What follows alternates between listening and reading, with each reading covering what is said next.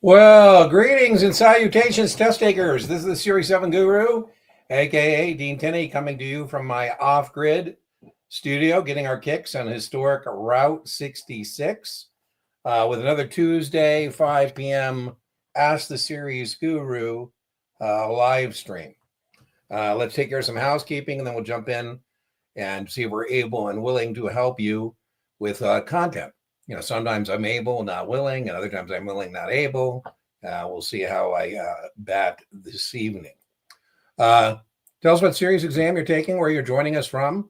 If you do have a question, please tell us what exam that it's from, because, you know, the content overlaps and how they test on one thing and how they test on a different thing is different. So that's helpful. It's not necessary, but it's helpful.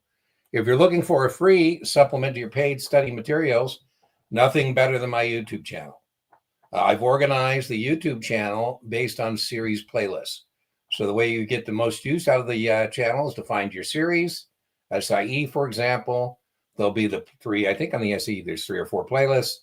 The playlists are in suggested order, and the videos within the playlists are in suggested order. But it's a buffet. Take what you like, leave what you don't. If you're looking for a particular thing, put it into the channel search bar. You don't want to be looking for a needle in a haystack. There's over 1,500 videos, thousands of hours of content. So put that in there, whether it's accrued interest or, federally covered advisors, and that'll magically appear all the content we have available. It's okay, but a lot of times if people just use the channel search bar, their question would be answered, and we end up answering the same questions, over and over again. If you're looking for a paid supplement, I think the best paid supplements would be a Kaplan Q Bank if you don't already have it. The discount code at checkout is Guru15. That works for all Kaplan products and services. And Brian, the test geek, all in on him is about $100, and he's been kind enough to give us a 20% discount, and that discount code is Guru20. If you're looking to join us on the, I have a booking page. There's very few things. Everything on the YouTube channel is free, and almost nothing is free on the booking page. That booking page is deantennytutoring.setmore.com. If you go there, you will find a couple of free things. You'll find a Q&A jam session. If it doesn't appear, that means it's because it caps out. I cap it at like 10 or 15. Once that has happened, it disappears off the booking page. That's free. We also do a office hours for a paid student. If you've bought a Kaplan class and I was your instructor, or you bought an evening class from me, those are free office hours. And we do coaching calls. We'll have one up tomorrow on margin. If you win the drawing tonight, you do not win a tutoring session at a date and time of your choice. No. You win the coaching call, and you can book it on the booking page. I would tell you that all the free stuff on the booking page gets preempted by paid activities. So if somebody has, I have somebody who wants to looking for a tutoring slot and I have to move a free thing on the booking page, I'll do so. You're not alone. We have a lot of community. We have a Facebook community, just passed over 1,000 test takers, called Baby Brokers Doing Hot Hat Tricks. Just had somebody today completed their test taking registration hat trick. Baby Broker is a term of endearment for rookies in the securities industry. Hat trick is 3 victories, 3 successes in a limited time frame. You know, this person did SIE 766. The other day we had a victorious test taker who did a hat trick that was the SIE 663. You get the general idea. We also have Reddit communities. We have a subreddit for the Series 6, our Series 6. We have a subreddit for SIE exam in Series 7. That's our Series 7. We have a subreddit for the NASA exams, 63, 65, 66. That's our Series 66. And we have a subreddit for 9, 10s, and 24s. And we have 4s and 57s in there as well. And that's our Series 24. Okay, that takes care of our housekeeping. Let's go see what we got going on in terms of comments. Let me get rid of the banner. There we go.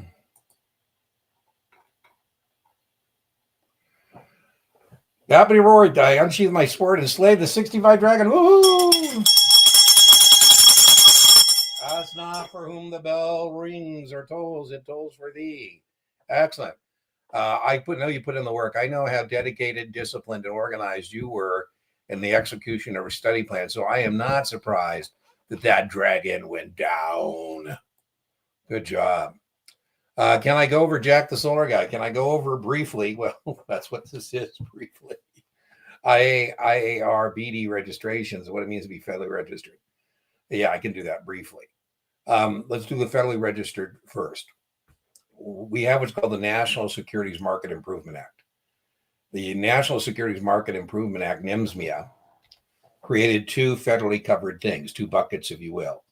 A bucket of federally covered securities that don't need to be registered with the state administrator through qualification or through coordination. The main one here would be a mutual fund, but also securities of trade, NASDAQ or New York, Reg D private placements. And so that means federally, I don't say federally registered on the security. On the security part of that, it's just securities. They're not called federally registered securities. They're called federally covered securities. It also created a bucket of what we call federally covered, and here you go, investment advisors. The big one here is if you are an investment advisory firm with 100 million or more in assets under management, you can, from 100 to 110, you can choose to be federally covered. I don't know why anybody would not choose to be federally covered given the choice. But over 110, you're federally covered. And that, was a way to make sure that Fidelity Management and Research, which has trillions of dollars, doesn't have to jump through 50 different hoops as an investment advisory firm. So that means you're either going to be federally registered an investment advisor or state, never, ever both. So the investment advisory firm would have to register with either the state or the SEC, depending on whether they're federally covered or not. The investment advisor rep, the rules for that registering, you would follow your firm for the most part. What I mean by that is if your firm is a state registered investment advisory firm, the state rules would follow you. And so I'm coming to you from Arizona. Let's say I have an investment advisory firm called Anvil Rock Investment Management. I'm state covered. I have an office in Arizona. And the question is, does I have to register my investment advisory firm in Nevada? And the answer is perhaps not. I can no place of business. I have a de minimis. That's Latin for so little people, that doesn't matter. So, Nevada says, Dean, how come you didn't register your firm with Nevada? I said, I don't have any retail investors. I have no place of business. Or I say, I do have retail investors, but they're de minimis, 5 or less. So that would be the investment advisory. That follows to me as the investment advisor rep. So I'm an investment advisor rep of Anvil Rock Investment Management. And again, the same question. Nevada says, Dean, why aren't you registered in Nevada? I have the same answers. Now, if I'm an investment advisor rep of a federally covered investment advisor, I only have to register in a place in which I have business, a place of business. If I don't have a place of business, I can have 1,000 Nevadans as clients of my investment advisor firm. I don't need to register. So you just got to read carefully whether you're an investment advisor rep of a state covered advisor, or are you a investment advisor representative of a federally covered investment advisor place of business. BDs are pretty simple. Broker dealer is no office, no retail client, no register. If I'm a broker dealer, I have no office in the state. I have no retail customer in the state. I don't have to register in the state. To flip that, if I have a office or I have a retail client, then I have to register the broker dealer in the state. There is no de minimis, right? People get confused about which ones is which. There's no de minimis. One retail client in the state triggers the registration of the broker dealer and the agent of the broker dealer. All right, so that's a brief overview. It's not on my practice exam, Jack. That's a Test Geek. I'm not the Test Geek. I'm the Series 7 guru. The Test Geek is Brian. He's probably watching the NBA playoffs tonight. So this is Brian's question. You're more than happy to take it up with Brian. So his exams are pretty good. I'll give it a shot. And, I think if you took it on my channel, I do think I published the answer key rationale. With life insurance, a capital needs analysis, this is testable on 65 and 66. All these following except. So I say, Jack, we're going to need an income stream if something happens to you. Something to take care of your wife, your kids. That sounds pretty reasonable. Life insurance proceeds, Jack, are tax-free. And that could be nice to have that money available for tax purposes. Life insurance is a key part of most people's estate plans. We don't use the capital needs analysis to sell you more insurance, right? My crystal ball is broke. So we're not using this to sell you more insurance. We're trying to take care of the base of what's most people's first kind of things are going to be, which is an emergency fund and then proper life insurance. And again, if you're not here, the life insurance can complete the investment objective. Think here, Jack, the college education of your kids, for example. So I would have answered this C as what's not part of the capital needs analysis. And again, that's testable. I don't know if it'll be phrased the way Brian has it phrased, but it'll be somewhere along those lines. The other test question, you don't sell life insurance as an investment. Test taker from FRM Rhode Island. I don't know. FRM. Fidelity Management Research, maybe. I don't know. For the SIE, I'm currently 75. That's great. 3 weeks out, 75. I'll take it. That's fantastic. Try not to memorize questions and answers if you can. When people get high scores and they miss their mark, very rarely, once in a blue moon. But when somebody tells me they got like an 85 and they miss the mark, it's almost always because they memorize the questions and the answers and don't understand the concepts. Less of a risk on the SIE because the SIE is mostly recognition. So, it kind of works to your favor on that exam. Yeah, on other exams, it could be something that can cause you some troubles. Any advice for preparing to pass? I think you're right on track. I don't see anything here to make me think that what you're doing is not working. So rinse and repeat. If I were your corporate trainer and this was a discussion 3 weeks out, 75%, I'd like you to maybe do a practice test at some point to do an intellectual inventory, get a mark on the entire body of information. So maybe we need that data point at this point. Purchase the Kaplan QBank for Series 10 with my code. Thank you, Victor. If you want a 15% discount on Kaplan, it's Guru15 at checkout. 76, fantastic. That's a great score, Victor, a really good score. Yeah, I like that score. If you're in the mid-70s, there's some people out there who get, you got to get 90s. No, I think in mid-70s, I'm working with a guy right now, Victor, and he's not in the mid-70s, and he's at risk. And I told him to do one more tomorrow. He's testing Friday on the 10. The 10 is a real slog. It's a lot of stuff. Anyways, I'm hoping he'll touch that 70 mark because, Victor, I would feel real good. There's lots of people who get less than 70 and all these practice tests and still pass. But ideally, we'd want to be in the mid-70s. So I think you should feel real confident. That's a great score. So I'm feeling good for you. Yeah, pass perfect. Yeah, pass perfect is pretty damn obtuse, and it just drives me nuts. What was it today? Oh, I posted, Victor, I couldn't decide whether I was going to do this or not. All the test prep vendors, I guess, now are doing like a question of the day or question of the week or something.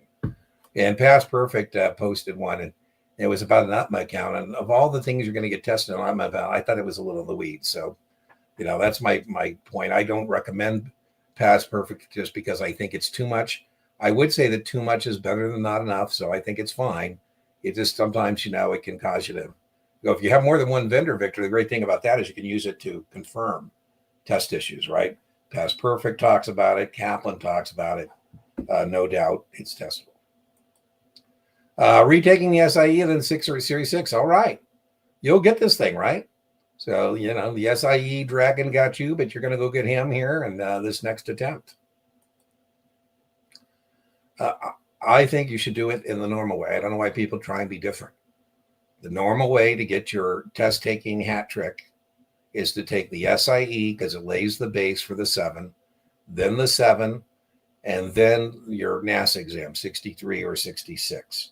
So that's how most people do it. I don't know why you would want to do it any differently unless there's something I don't know. Sometimes there's a reason. People say, here's why I'm doing it out of order. They're co-requisites. You can take them in any order you like. Well, co-requisite means not a prerequisite. So you can do that. And I just don't know why you'd want to do that. I'd lay the base on my SIE, overlearn the SIE, so I have some base going into the 7. Now, if you can pass the 7, you should certainly be able to pass the SIE. But why do it differently? SIE, all right. SIE from Arkansas, all right. Can't take the 7 without, no, you can take the 7 without the SIE. I just said the SIE requires no sponsorship, and you could take the 7 before you take the SIE. Your 7 will not work without the SIE being passed. So you can indeed take a 7 without the SIE. Before they be operational to get their co-requisites. I think I just brought that up, right? It's not a prerequisite. The SIE, let's be clear, is not a prerequisite to taking the Series 7. That's the difference between the word prerequisite and co-requisite. The 7 and SIE are co-requisite. That means if you take the 7, it doesn't do you anything unless you got that SIE. So, you get them both in, together, and then you're back in business. Well, Starlight, hey, State Farm, I love it. I would tell you the 65, I think, in the Series 10. We had both those. I think they're really challenging exams, and they're really challenging because there's a lot of stuff. So major slog. 9, mainly sales supervision. So I think people overestimate there how much of the exotic option strategies that are going to be there, and there's not a lot. So it's mainly sales supervision. So I think you'd be in pretty good shape. Health and life, pass the SIE. Woo! The bell tolls. It tolls for our victorious test takers. In It's a Wonderful Life, there's a character, Clarence, who's trying to earn his wings as an angel. And when they hear a bell in the movie, they say that's an angel getting their wings. And so in our Tuesday night, our bell is for victorious test takers. 7 tomorrow. Well, Gabe, you should probably be getting some rest. So I'm not sure you should be doing that, Gabe. I want you to be bright-eyed and bushy-tailed in the morning. I know about you, but when I'm tired, my reading skills are greatly diminished. So, the days of cramming the night before are over. And so, you got to be who you are. I'm not asking a tiger to change his stripes if this is what works for you. Confidence is important. I'd like to know what you've been scoring on those practice exams, but as much as possible, try and get some rest tonight because we want to be in top form in reading skills tomorrow. And Kobe, yeah, woo, miss Kobe. Kobe, be interesting what he thinks of what's going on, in today's NBA. It's neat to see some of our people who were on the cusp before Kobe left us, who are young men who Kobe was very influential with in terms of helping them. Just past 7. All right, woohoo! I like your avatar. Looks like a stoic. It looks like a philosopher. Looks like looks a little too modern to be Aristotle or Socrates. I'm guessing a 19th century American poet, perhaps, maybe like Walt Whitman, Ralph Waldo Emerson, something like that. Luminous blank would be my guess. I'm really confused what to do when you see a stock position with 2 option positions. Would you kindly explain how to approach those questions? Yeah, T. No, a T, we make a T and we track money in and out. Feel free to send to me a question like that at explication request at guruexamprep.com. I'm more than happy to put it on a whiteboard and make you a little video. If you use the channel search bar, you'll see me do questions like that. You can go into my options playlist and there's lectures, but there's also lots of practice questions. And so the one that you're probably, I don't think it's going to be a big deal, Noah, but the one that more often than not, again, doesn't show up a lot, but where I sell a call to fund the purchase of a put. And that's called a caller. A caller is when I'm combining a covered call with a protected put. I'm selling the covered call so I don't participate past the strike price on the upside to fund the purchase of a put, so I don't participate below that floor, hence the term a caller, right? And the key there is to make a T. So you make a T, you say, okay, what am I out for the stock? What did I bring in for the call? What did I pay out for the put? Now, break even is same dollars out as dollars in, right? So then you can just shop the answer set if they ask you break even, for example, and plug it in to the other side of the stock position. Stock always dominates. That's the break even, right? So I don't know of another stock position you would see with 2 options. There's a test prep vendor. I'm not sure which one it is. And Noah, you can find this again. It's when I worked with somebody and they were actually buying the stock because they were shorting a straddle. So they shorted the call, they shorted the put, but to make sure that they could deliver the stock, they had bought the stock. That's a test prep vendor question. I don't think you'll see it. And if you put it in my channel search bar, I made a video where I walked somebody through both the caller and things like that. So check that out. Key is the T. If you can do contract specifications, in which you're not struggling that, a long put is a choice to sell the stock. You're struggling with contract specifications. Short put is an obligation to buy. And you can track money, then you're going to get 100 on options. Legends of Sleepy Hollow, 63 last week. Woo! 4 weeks after the 65. 4 margin questions about paperwork. Really? On the 63? That's crazy. That sounded unique, Legends of Sleepy Hollow. For everybody, though, account documentation, margin account is very testable, more often than not on the Series 7. But very important to know account documentation for margin account. You need first a credit agreement, which is mandatory. That tells the customer that he understands that he's borrowing money and he's paying interest on the loan to buy the stock. That loan is based on broker call. Second document, the hypothecation agreement.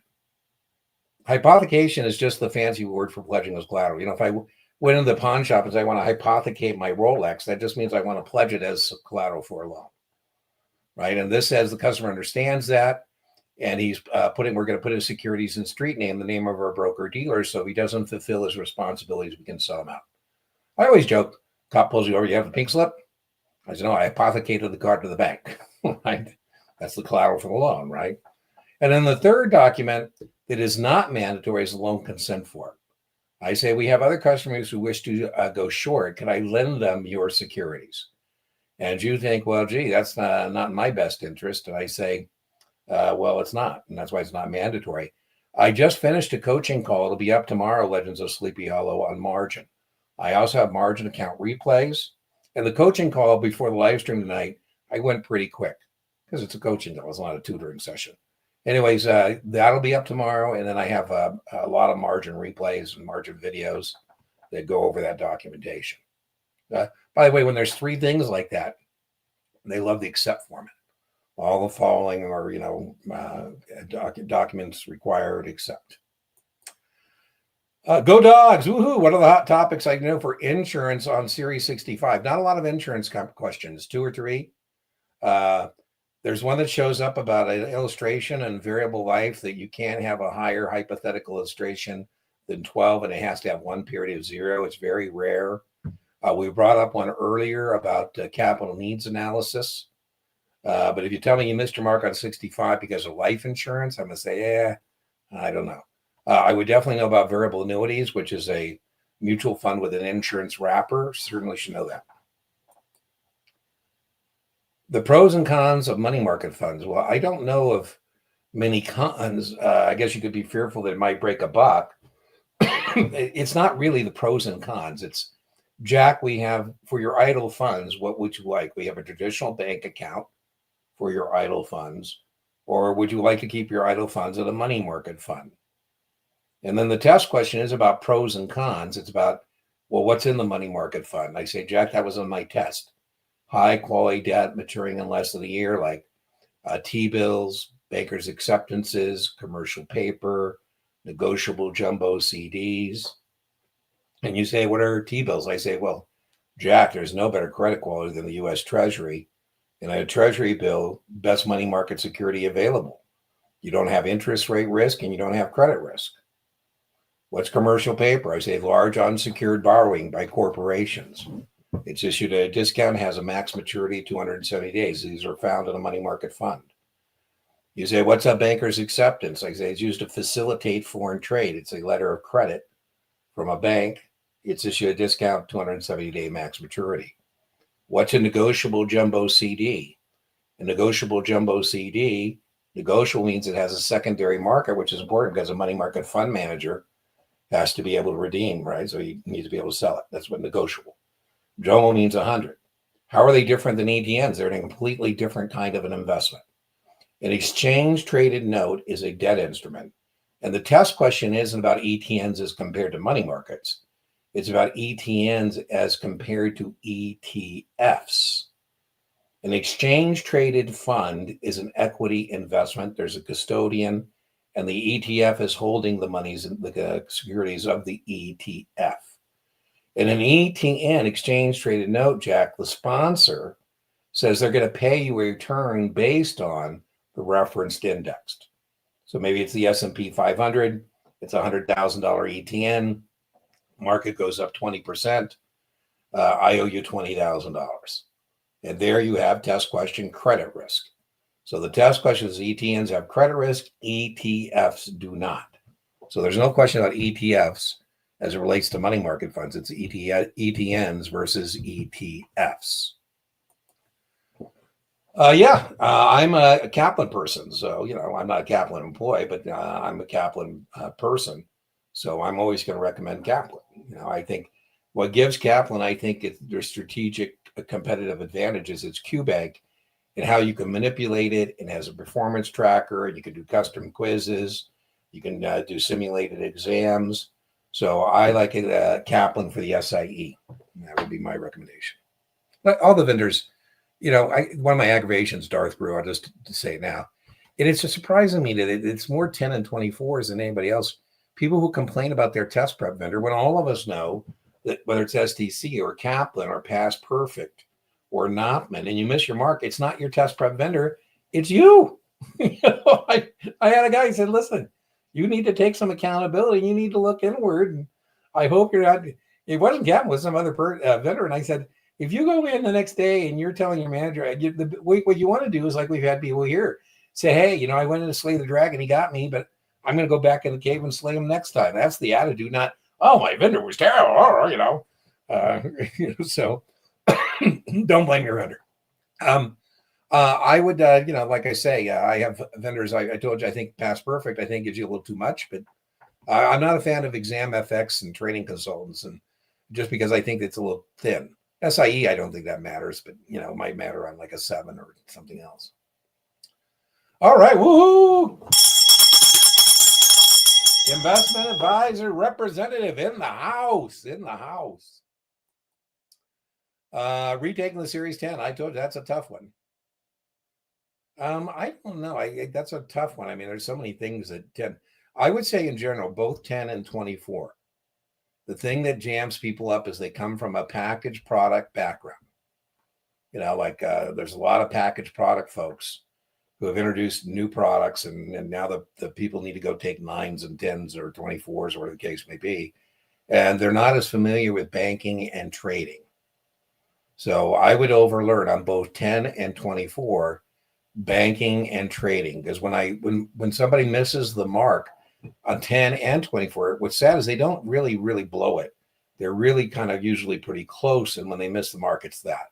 Now, when I get traders and bankers that are taking 10s or 24s, they struggle with retail, but it's not enough to do them in, right? So, I mean, they struggle with what's an IRA and what's a Coverdale and that kind of stuff.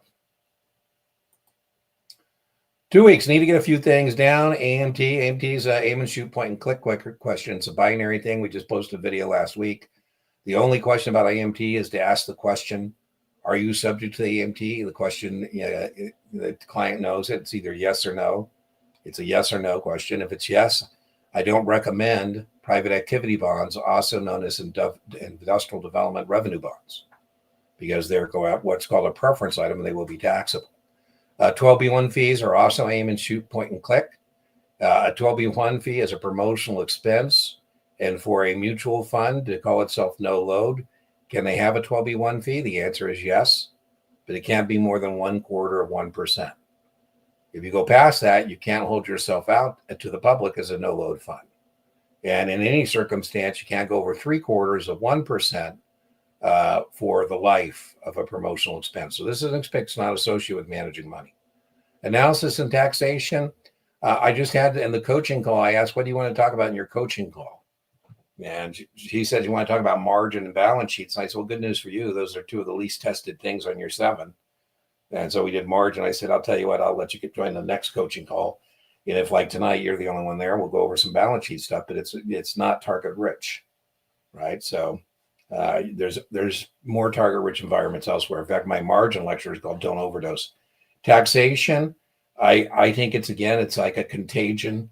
People go overboard on taxation in terms of how it's tested. Do we need to have a general understanding of tax consequences of investments? We certainly do, because it's a major impediment to investment success. I do have a lecture. I'll post it in the video description today or tomorrow on the replay called Death and Taxes. No, just taxes, right? But you should know that in the context. What I mean by that is you should know in the context of a mutual fund, the reinvestment of the dividends and capital gains is taxable. You should know what stock dividend is not, a cash dividend is, that kind of thing. So, you tell me again you missed your mark because of taxation or fundamental analysis and technical analysis. I'm going to say, yeah, I don't believe it. But you're 2 weeks out. I don't see a score on a practice test. That would be helpful, but none of these things in your list are going to be material to passing or not passing. They're there, but it's, like I say, it's aim and shoot, point and click. Could you please clarify after-tax returns for corporations and which environment well, it's not Starla tax returns for corporations. It's about your after-tax return buying a corporate security. About the only tax thing for corporations that you would encounter would be that a dividend of one corporation paid to another corporation is 50% tax excludable. Okay, so now the test question is about tax-free equivalent and taxable equivalent yield. So I have a client, Starla, who's considering buying either a corporate bond or a muni bond, right? This question is coming whenever the question says your client's in a tax bracket of, I'll just make up one. Your customer's in a 30% tax bracket. He's considering buying an 8% corporate bond. What is his after-tax return? And so we'd say, well, 30%, 8% on 1,000 is $80. So $80 times 30%. He's going to give $24 of that as a tax. So if we now take that away from the 80, he's really getting $56. So he's getting 5.6 after tax. How did I do that? I took the taxable yield, 8%. I times it by his tax bracket. Or you could have done 1 minus his tax rate. Say math, I take the $80. I'm assuming it's an 8% corporate bond. 8% of par is 80. Can't be fumbling around with that. And I times it by 70% because that's now I'm just doing the opposite. That's what he gets to keep. And again, 5.6. Now the point there is if the muni pays 5, he should buy the corporate bond because 5.6 is better than 5. If the muni bond pays 6, he should buy the muni bond because 6 is better than 5.6. So the math is to take the taxable yield from the corporate bond and times it by 1 minus the tax bracket. The example I just gave you, 30%. And you could either take $80, take out the taxes, or 80 times by what you get to keep, and that'll give you the number. To go the other way, we would take the muni bond and we would divide. So if you're considering a 5% muni bond and you're a 30% tax bracket, I would divide by 1 minus your tax bracket, 5. I say in your tax bracket, Starla, getting a 5% tax-free return is the same as getting 7.14 taxable. 7.14, 8 is better than 7. Again, the corporate bond is the winner. Yeah, there's a lot of stuff to remember. That's true. After the client dies, well, there's lots of questions about dead people. I know about the IAR's responsibilities, Jack. That's not how that gets tested. It gets tested about the tax consequences and the account types. So what happens to the decedent share of a joint tenants with rights or survivorship account? It goes to the surviving party. What happens to the decedent share with tenants in common? It goes to their estate or beneficiary. What happens on transfer on death? Transfer on death, it avoids probate. So that's how they test it, not so much about your responsibilities as an IAR. What happens to the cost basis when your customer dies? There's a step up in the cost basis. It's market value of decedent's death. So it's tested that way, not so much what your responsibilities. Now, outside of what I just said, we should cancel open orders. We should check with legal, and then we await, any legal documents. Well, Gabe, you should feel really great, man. You should feel solid. That's a great score. I would have no worries with those kind of scores. There you go. 1 point, man. I hate that. Those misses to me are just, when somebody gets a score like that, I say, did you change answers? I hope not. Don't change answers the next time. Don't change answers. Your flash response is your best response. So hopefully you got some more learning under your belt. You're not going to change some answers. You learn some new stuff. And very rarely does somebody get that kind of a score and not go back into the cave the second time and slay the dragon because you got a good look at him the first time. When that happens more than once, it's usually not knowledge deficit. It's testing anxiety, lack of testing skills. So I think you're going to make your mark for sure. Woo-hoo! Love it. I think I just did speak about the AMT, did I not? I said it's a binary test question about suitability. I say, Nini, are you subject to the AMT? It's not something I need to know. It's, the customer will know whether he's subject to the AMT. It's basically a couple $100,000. And if, the idea is that everybody's going to have some tax liability. And so that's what the AMT is about, is to make sure that people are going to pay taxes. So as your accountant, I say, hey, I've done your taxes, and good news, you don't owe anything. You go, but I have some bad news. You go, well, what do you mean I don't owe anything? I say, well, now I have to recalculate based on using the alternative minimum tax, and I'm going to have to toss out preference items. The only test question here is to know that industrial development revenue bonds, private activity bonds, are taxable to customers subject to the AMT. It's the only question. The only question is it's an unsuitable recommendation for an investor subject to the AMT. There you go. That's great. You're ready. Yeah, absolutely. You should. 78 on the masteries. The variance on the mastery is in your favor, so that's great. You're good shape. Go test. Well, I don't know about the textbooks. I mean, none of these textbooks are in prose. I can't say that, Lane, I've actually read all the textbooks to see which has the better prose. So I don't know. I think all of them are guilty, Lane, of what I call the chunk theory. So they're not really, they don't have a narrative flow to them. So Eileen would say it this way: whatever your textbook is, I don't think there's one that stands out to me as being the best.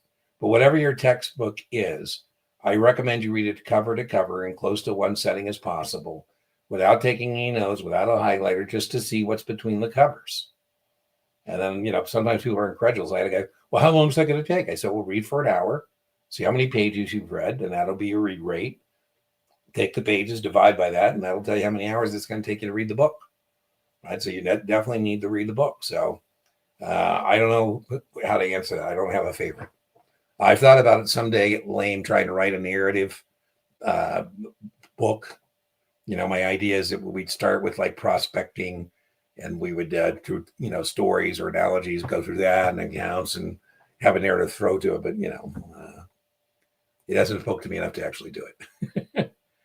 What is the broker-dealer's prospectus disclosure? I have Belinda. This is a worrisome question because I have no idea what you're asking me. A broker-dealer, prospectuses don't have to do with broker-dealers as much as with new issues. The prospectus is so you can make an informed decision, right? So it discloses material facts to you. In fact, it better not make any omissions of material facts. It should not be false and misleading. And then a broker-dealer certainly has to deliver it when selling a new issue, and that can include a mutual fund or a new stock or whatever the case may be. So I'm not quite sure what you mean by what is the broker-dealer prospectus disclosure. Broker-dealers don't make disclosures through prospectuses. We, as broker-dealers, make disclosures through what's called the client relationship summary. The client relationship summary, which discloses the conflicts of interest, right? So Morgan Stanley is a fine firm, but Morgan Stanley in its client relationship summary would say, Morgan Stanley represents issuers. Think here, Tesla, SpaceX, X Holdings. That's Elon. Morgan Stanley represents itself. It makes markets in Tesla, for example. And Morgan Stanley has retail clients. And that's kind of a conflict because, you might think as a Morgan Stanley customer, who's more important to Morgan Stanley, me, a retail investor, or Elon, right? And as I just said, Morgan Stanley is a fine firm, but that's that client relationship summary.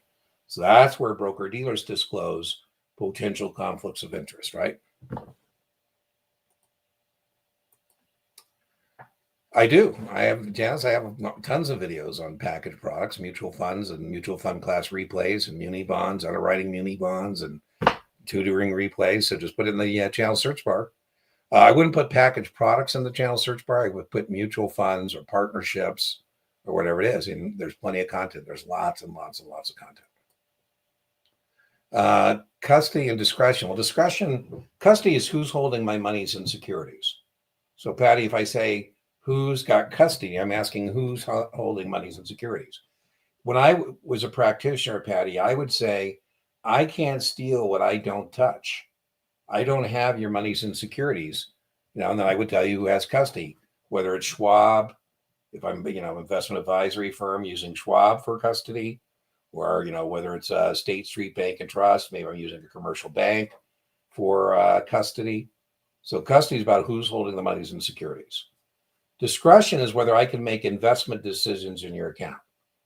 So, my investment advisory firm was called Gamma Global Investment Advisors, Patty. And if you were going to do business with me, I'd make you open an account at Schwab. So Schwab is providing execution and custody. And Patty, discretion means I can call Schwab and tell them to buy and sell securities in your Schwab account. What constitutes taking discretion? Very testable. If I'm going to make a decision, Patty, in your account about action, whether to buy or sell a security, asset, which security to buy or sell, the amount, I need discretionary authority. That's synonymous with saying trading authorization. I do not need discretionary authority to make a decision about time and price. That's execution, right? So they're two separate things. Custody is who's holding monies and securities. Discretion is, does some third party have authorization to make trades? Now, the other thing that's very testable is, do I have limited trading authorization, where I can only make investment decisions for you? Or do I have full trading authorization, where not only can I make a decision about action, asset, or amount, I can also withdraw monies and securities?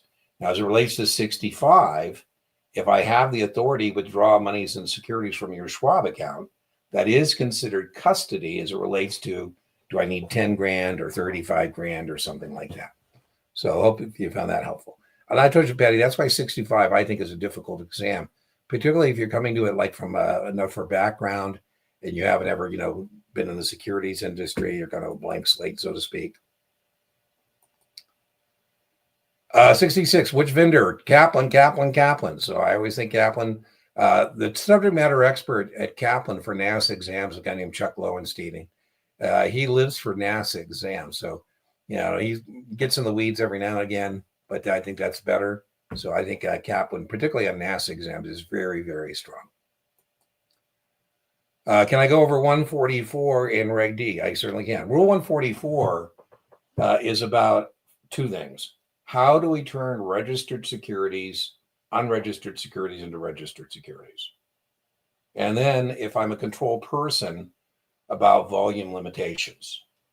So let's talk, the more thing that's going to be tested here is usually I'm a control person, synonymous with saying I'm an insider, I'm an officer, I'm a director, I'm a principal stockholder in my immediate family. And, I just was using earlier in our discussion, Larry Ellison has 2 billion shares of Oracle. He owns 44% of the outstanding stock of Oracle. And we're not going to let Larry Ellison call his broker and dump 2 billion shares of Oracle at the market. That would destroy the public marketplace. And there's this dog that growls and bites and protects the public marketplace called the SEC. And so you don't want to have any part of that. So Larry, his Oracle stock probably has some Oracle stock that he was got from Oracle directly. That's unregistered, has a 6-month hold. Who knows? When the market has gone down in Oracle, maybe there's like an announcement or something, he scooped up some. That stock is registered because he got in a public marketplace. Doesn't matter. He's going to have to file Form 144. Form 144, test question, has to be filed at or prior to his sales. It's good for 90 days. So over this 90-day period, he can sell up to 1% of the outstanding stock of Oracle, or the average last 4 weeks trading volume, whichever is greater, up to 4 times a year, every 90 days. I think a good way to remember it is 144. 1%, that's the 1% of the outstanding stock. 144, 4 weeks trading volume, whichever is greater, 4 times a year. So I think that's a good memory device. Please note it applies to Meg Ellison, that's his daughter, and David Ellison, his son. Both of them are in Hollywood making movies. So it applies to controlled persons and their immediate families. Your immediate family is up, down, sideways. Parents, parents-in-law, siblings, siblings-in-law. That's the sideways, and kids, right? That's what we mean. Reg D is a private placement. It's an investment by invitation. Oh, come on, Mikhail. Now I'm looking at you want to do buying and selling options too. This is a live stream. It's not a tutoring session. My goodness, that's like hours of things. There are hours of videos. Go to my options playlist, and the first 4 videos are complete options. It starts with introduction, basics, hedges, and advanced option strategies. This is not the place for that. Reg D, I'll go over quickly. Reg D is a private placement. We're selling unregistered securities, and we can only sell Reg D private placements to accredited investors. The definition of accreditation is very testable. It's $1 million net worth. Go to where remember it is 1, 2, 3. $1 million net worth exclusive of your primary residence, or $200,000 for the last 2 years. Married and filing jointly, $300,000. I don't know if you're taking a Series 7, but this has been coming up recently. If you are Series 7 in good standing, you too are considered an accredited investor. And somebody told me they had an exam question where the registered rep was making like 150 grand. And it looks like he's not accredited, but then you were being tested on, do you know that Series 7s in good standing are accredited, and he could accept the invitation. I would also know the difference between 506B and 506C. 506B, I can't solicit, but I can have up to 35 non-accredited investors. 506C, I can solicit, but I can have nobody who's not accredited. Again, it doesn't apply to institutional investors. They can do whatever they want, right? I would say buying and selling options, a commentary, when you buy an option position, all you can lose is your premium. It's your max loss. And when you sell options, so it doesn't matter whether you buy a call, you buy a put, you buy a spread, you buy a straddle, the worst case is you lose your premium. And when you sell an option, you sell a call, you sell a put, you sell a straddle, you sell a spread, that's your best case, that's your max gain. So for this format, that's what I'll do on options. Repeat question. Thank you. I don't know. I'm not sure what that means. Miss the 7th. Oh my God, that hurts, Chief. Man. No, get your 66 on your own. You got a 6-month wait time. I don't know who your sponsor is. You know, sometimes it depends on, you know, most people know that 60s I just mentioned it doesn't mean, Chief, you didn't do the work. So if you're like at an insurance company, you know, you might say, hey, can I take a 6? Because a 6 would get you into production, right? Get a 6 and a 63 and a 65, and that way you're not confronting the 6-month wait, right? So that's what I would suggest. But yeah, you could take a 66. I might suggest a 65, and here's why. The 65 is not co-requisite, and we've been talking about this tonight. The 65 can work as a standalone registration with a fee-based investment advisor. So the 66, unless you pair it with a 7, isn't going to do you any good. So, you know, you get a 66, and now you're, you know, if you get at least a 65, then you're, you know, you can be up and running, you know, looking for a job at an investment advisory firm. So that would be my comment. Oh, well, they move on. Well, that's good. They didn't get rid of you, Chief. So that means they must do it. I don't know the firm well enough to know if that 6, 63, 65 route is an option, but maybe think that. And if they're keeping you around, just when 6 months is up, hey, show the initiative. Go back, say, hey, my 6 months is up. I'd like another shot. It's tough, Sam, on a dump sheet for NASAA exams because they don't lend themselves well for it.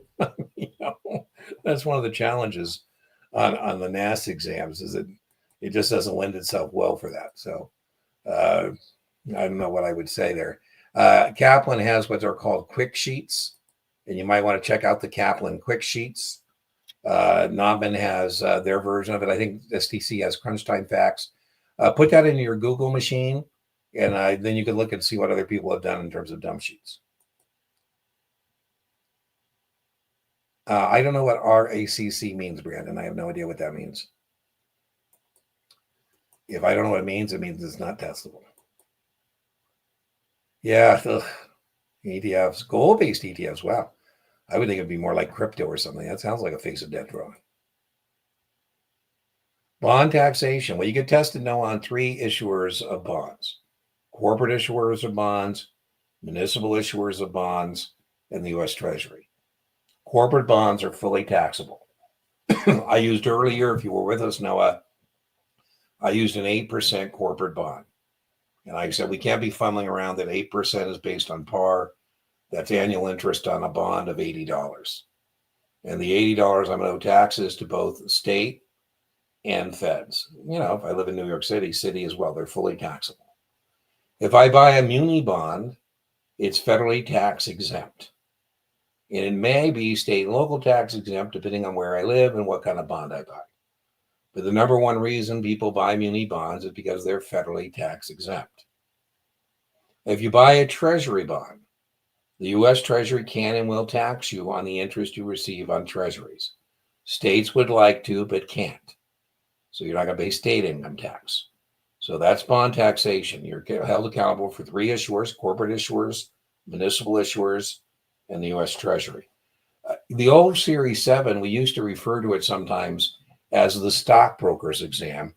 And I always thought that really wasn't truth in advertising, because it really should be called, instead of the stockbroker's exam, the bond broker's exam. There are way more questions on bonds than there is stock. Way, way more.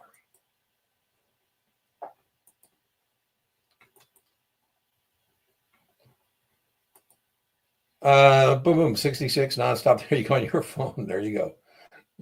I try and be conscious of the, people may be using alternate devices to access my content, but, we can only do so much for folks. I had somebody complaining about a practice ride-along exam.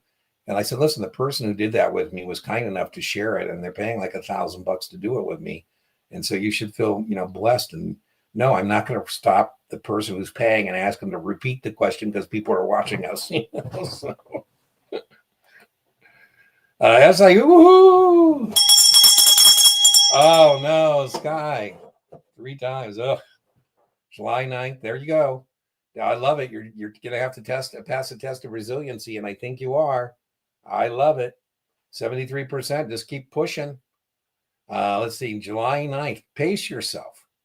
So July 9th is a ways out. No, I mean by pacing yourself, you don't want to run out of fuel before you stick the landing, right? So make sure you have enough fuel to keep your plane in flight until July 9th. Oh, all right. Ooh. I like it.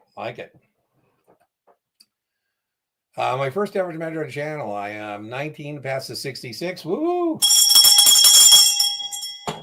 Well, I try and be more helpful. I mean, that's the plan. So I'm glad to hear that. That's great. Man, to be a teenager and 19 and getting into our industry, I always joke, Bingley may already be rich, and so maybe this isn't you, but I always joke, if you're poor and deserve to be rich, there's no better industry than our securities industry. You hang around our industry long enough, you're bound to get tracks of money, right? There you go. I always joke, Bingley, I come into people's life for a reason and a season, right? The reason is to help you pass your exams. The season is how long that takes. And I get that quite a bit, where people say, and I joke, I say, well, our reason and the season is over. And, I get it. My channel's a little different. And, YouTube has always wanted me to kind of sell channel memberships and coffee cups. And I try and explain to the YouTube people, listen, it's a reason and a season. It's not like people are, when people unsubscribe, and people, sometimes they'll tell me they're not going to unsubscribe, but it's really about the views. It's not really about the subscriptions anyways, but I can't get them to understand it's kind of a different audience than perhaps a normal YouTube channel. Read the entire. I love it, Mick. That turns me on to know somebody read the damn book. All right. Woohoo. So what's next? What's next now is to inch by inch. Your exam's a sense, yard by yard exam is hard. So now you want to start matriculating down the field into scoring position. And the way you do that is by reading Unit 1 again, and then doing 30 questions or so as a quiz on Unit 1, 75%. You move on to Unit 2. You do Unit 2, read it again. You do your 30 questions. You get a 75%. you move on. Now, before you move on to Unit 3, do a custom quiz on Unit 1 and 2. You want to keep bringing up the caboose. Make that 50 questions. You want to do Unit 3, do a custom quiz. You know, if you want to read, then watch a video, or watch a video to put it in the reading, whatever. Do the quiz. When you get 75% on Unit 3, you take a custom quiz on Unit 1, 2, 3, Unit 4, so on and so forth. You repeat until you get all through the units, right? It's repetitive. There you go. I'm not sure about rewriting your notes. I would write my notes in the context of doing what I'm suggesting, because you can get in a quagmire where people are taking so many notes, they're not matriculating. They're stuck in the mud, and so to speak, and not moving down the field into scoring position. So, you know, you only can do so much reading and notes before it's time to move on. Well, remember, you do need to pay attention to weighting. So munis is on Series 7. Munis, options, and mutual funds is where it's at. Your Function 3 investments is 91 questions. Of those 91 questions, 20 questions plus or minus 5 on options, 20 questions plus or minus on munis, 20 questions plus or minus on mutual funds. So you definitely in those units want to pay attention because those are heavily weighted. When should IIs notify existing clients of a change in fees? Well, you would always want to give them an advance notice of a change in fees, and typically that would be 30 days, so they can decide whether it's a deal breaker or not.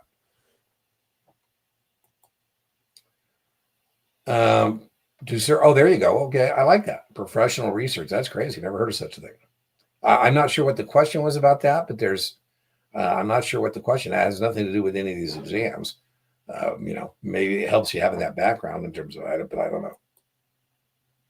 Yeah, I have no idea what that would mean in terms of any of these tests. What about municipal securities? Direct gross revenue pledge. It's not about direct debt gross revenue pledge. I think you've got a mind meld going on here. It's not about direct debt. It's about overlapping debt. Not direct debt, overlapping debt, in what's called coterminous. Coterminous is when two or more taxing agencies share some of the same geographic boundaries and are able to issue debt separately, right? So if I live in Clark County, Las Vegas, I'm responsible. Some of my property taxes are going to Las Vegas. Some of my property taxes are going to Clark County. Some of my property taxes are going to Clark County Unified School District. Right. So if I ask my real estate agent how coterminous is the home I'm considering purchasing, I'm asking how many people are looking me to pay some money. So it's not about the direct debt, it's about the overlapping debt. Now the revenue pledge, that's very testable, and it's not about gross, it's about net revenue. And they're going to say under a net revenue pledge, which fund has priority? It's the operations and maintenance fund. In a gross revenue pledge, it would be debt service. So separate issue, gross versus net. You definitely should know about PHA's, Public Housing Authority bonds. Those have the full faith and credit of the United States Treasury. So there you go, right? So you need to know the other muni bonds do not, but low-income housing does. Municipal bonds from the issuer, that's called the primary market, and a secondary market, no gain, no loss. I don't know what you mean by that. If you buy a bond at par, then there's no problem. But if you buy a bond at a discount or a premium, then you have to adjust the cost basis. It's about a 50% probability you'll get a muni bond purchased at a premium. And if you do, then you got to do straight line amortization downward. I call that decretion, not test term. Accretion is up, decretion is down. But since you're doing that, you would have no capital gain or loss at maturity. That's assuming you didn't sell it to the secondary market. If you sell the secondary market, you have to make an adjustment. I have all kinds of muni bond lectures. You can put muni bonds, any one of these terms, into my channel search bar. 5, 6, 7 videos will come up on each of them. So check it out. They want me to do a charitable role or service role. I like that charitable role. That's great. Why not? If you like the firm and they like you, Chief, and why not? Why not stick around? Depends on the firm. But I would be, I say this a lot, but if I were starting out my career in the securities industry, I would be much more concerned with the learning experience than I would be the money. Are these a group of men and women that I want to spend a lot of time with, and can they teach me things? Because as I said, if the money will take care of itself at some point. Now I realize that you got to be able to pay your bills and stuff, but and I feel bad sometimes when people will call me and they're wanting to move on because they don't like the place. I'm like, well, make sure you're making a good choice here. I mean, it sounds like you're learning a lot, So, I get that if you're like we were just talking, Chief, if they put you in charitable, maybe you're talking to people about donor advised funds or charitable 501(c)s, whatever. Depending on your firm, if you're doing that for 6 months, you probably know more than most brokers know, right? So, fintech and a multinational bank. I meant to become a professional investment advisor. How would I go about getting sponsored by your firm? My firm? I don't know. You don't need to be sponsored to take the 65 or 66. They might be upset if they don't know about it, but you don't need sponsorship to take the 65 investment advisor rep exam or the 66. That doesn't work, as I said, without a 7. But I would approach somebody at your multinational bank and fintech and say, hey, I'm interested in taking some exams. I'm interested in taking an SIE. There's got to be a broker dealer there somewhere. Taking a 7, a 66, or a 65. So I don't know. I'd find the person at your firm, right? Depends on your firm.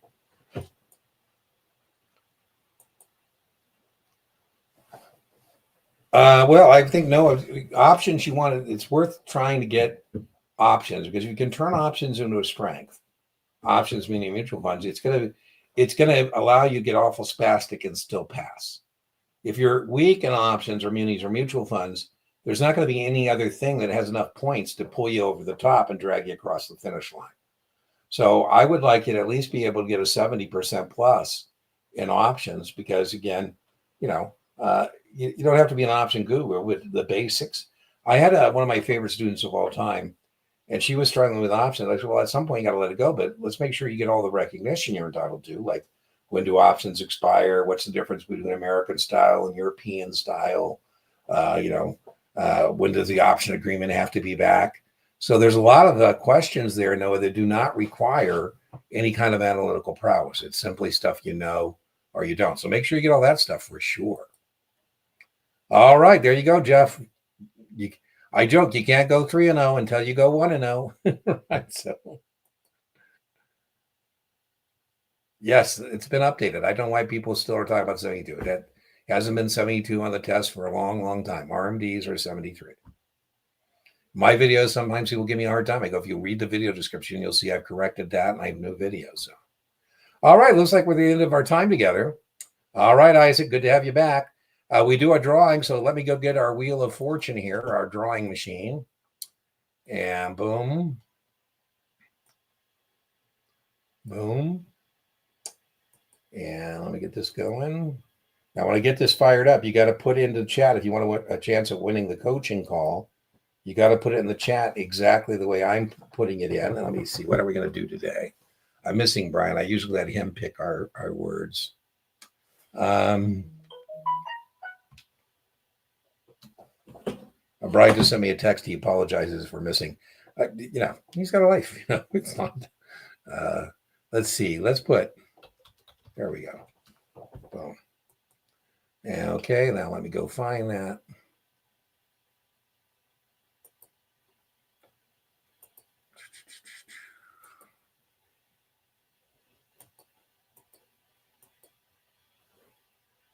Okay, if you want to participate, put pass just as you see it into the screen there in your chat, and we'll get some people in there, and then we'll go ahead and we'll see who wins the coaching call. Now, remember, you win the coaching call. You don't win a free tutoring session. That is not what you win.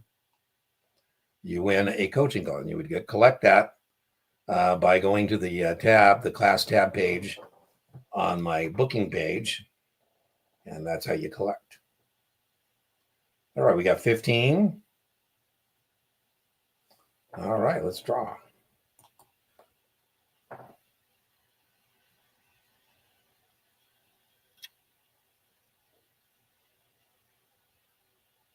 All right, Lane. So, Lane, go to deantenneytutoring.setmore.com. Go to the class tab, put you're the winner, and you register, and I'll see you on the coaching call. I think it's the 13th.